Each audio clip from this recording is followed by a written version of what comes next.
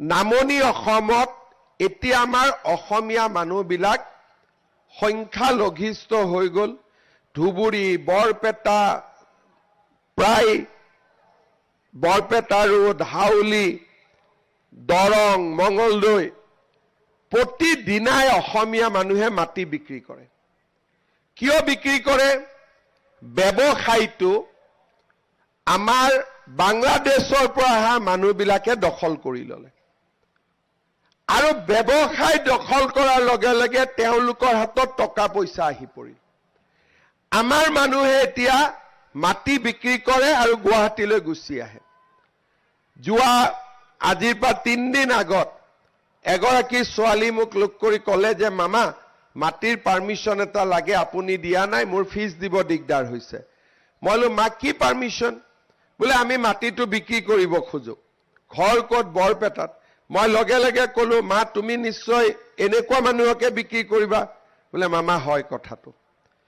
তাৰ মানে অসমীয়া মানুহে অকল ৰাজনৈতিক অধিকাৰ হেৰুওৱা নাই, মাটিবিলাকো অসমীয়া মানুহৰ হাতৰ পৰা গুচি গৈ আছে। তিনিচুকীয়া দুলীয়াজানতো আজিকালি আমি মাটিৰ পাৰ্মিশ্যন দিওঁতে কাক কোনে বিক্ৰী কৰিছে আমি চাওঁ।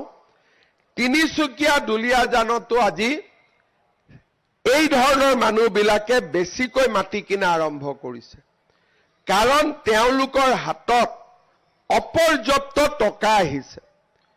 গোলাঘাটৰ উৰিয়ান নগৰৰ এভিকশ্যনৰ সময়ত মই নিজে দেখিছোঁ গৈ হাজাৰ হাজাৰ তামোলৰ বাৰী মালিক কোন? ধিং ৰূপহীৰ পৰা অহা কোনোবা এজন ব্যক্তি তাৰ মালিক। কিমান টকা উপাৰ্জন কৰিছিলে?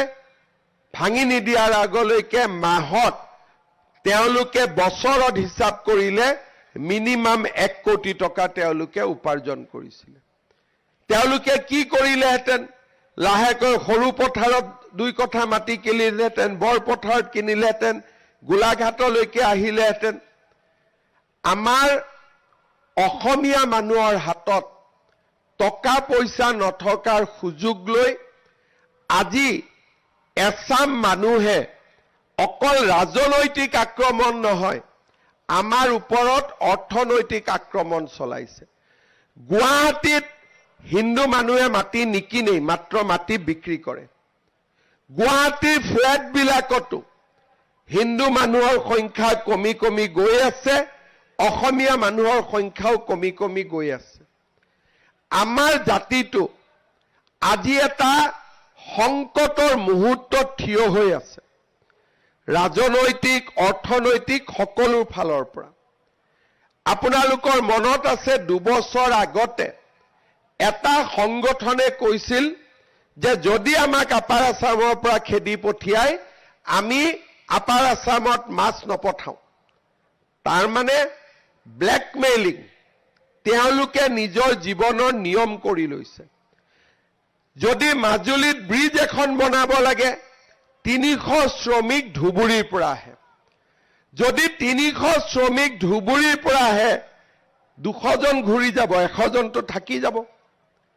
এনেকৈ যদি এতিয়াই আমি সচেতন নহওঁ, অহা 10 বছৰৰ পিছত উজনি অসমৰ জিলাটো আমি সুৰক্ষিত থাকিব নোৱাৰিম।